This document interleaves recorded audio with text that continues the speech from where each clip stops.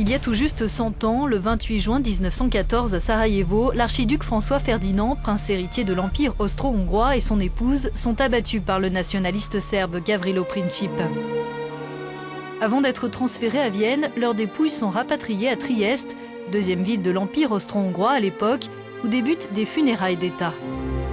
Première illustration de la mondialisation d'un conflit que l'on nommera la Première Guerre mondiale. À travers le continent européen, les nations doivent prendre position. La belle époque n'est plus.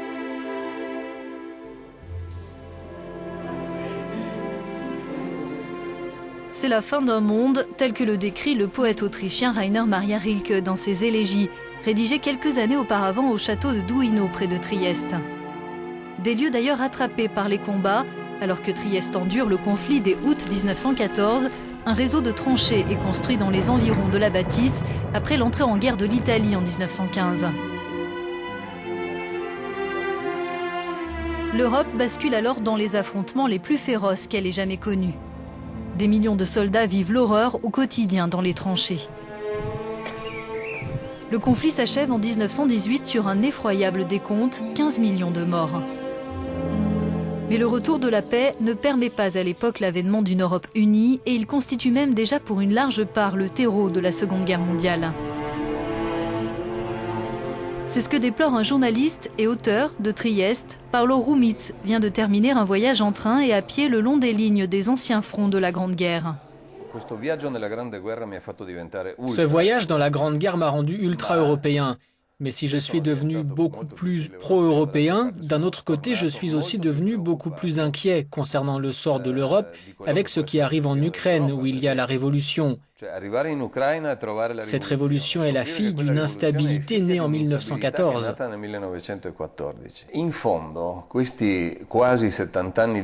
Après presque 70 ans de paix, je ressens cette paix comme une paix relative en ce sens qu'aujourd'hui, on ne déploie plus les armées, mais les capitaux. Nous vivons dans une richesse économique et dans une situation culturelle qui appauvrissent certaines populations entières au profit d'autres.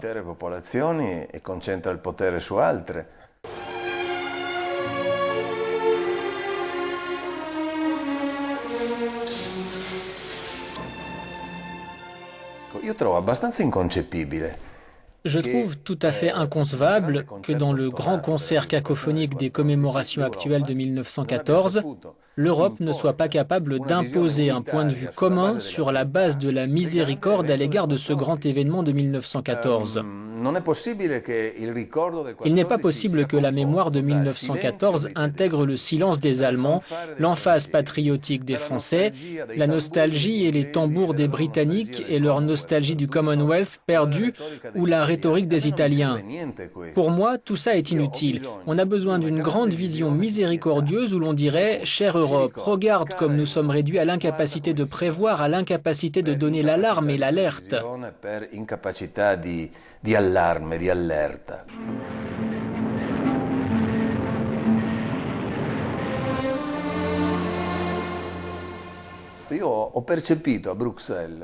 J'ai ressenti à Bruxelles cette difficulté de parler de la guerre, cette peur de heurter la sensibilité de tel ou tel ancien belligérant, aujourd'hui membre de l'Union.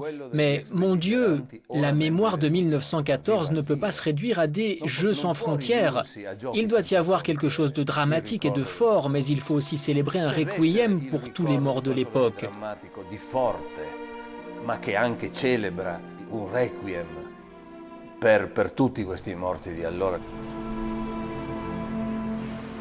En 1914, le café San Marco était l'un des lieux de Trieste acquis à la cause des Italiens.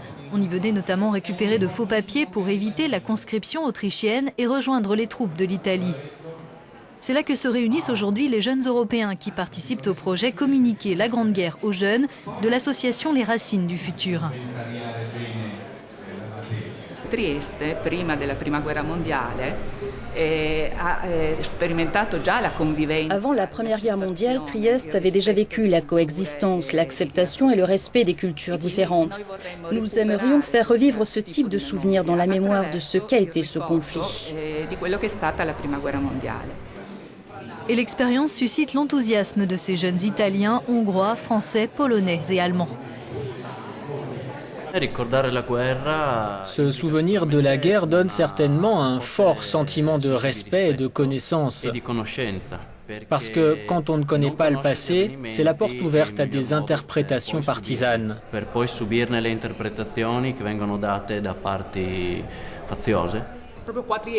Ici à Trieste, nous avons beaucoup de plaques, monuments et sites qui datent de la période de la Grande Guerre et que nous voyons au quotidien. Je pense que surtout les jeunes qui n'ont aucun lien avec cette période ne se rendent pas compte de tout ça. Le conflit a aussi été synonyme de drames familiaux, en particulier à Trieste, ville austro-hongroise devenue italienne par la suite. L'écrivain et dramaturge italo-hongrois Giorgio Pressburger, qui de son côté a échappé à la Budapest soviétique dans les années 50, nous raconte un épisode douloureux de son passé. L'un de mes grands-pères a combattu ici en Italie en tant que soldat hongrois. Il a été blessé à un rein qu'on lui a ensuite retiré.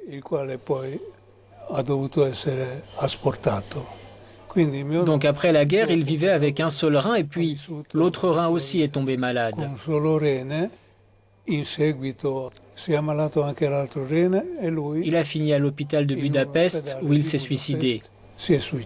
Je dirais que le suicide de mon grand-père a été l'une des tragédies de mon enfance.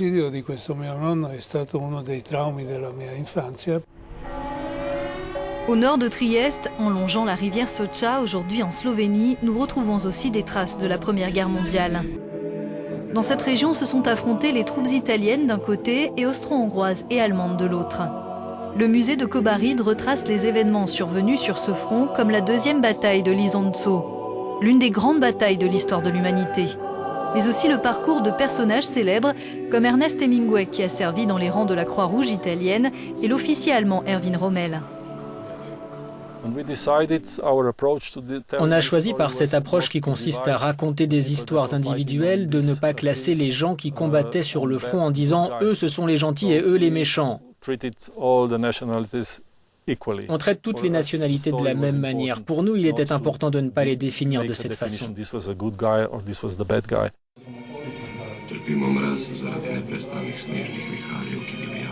Le musée expose notamment un automate représentant un soldat italien qui écrit à sa famille.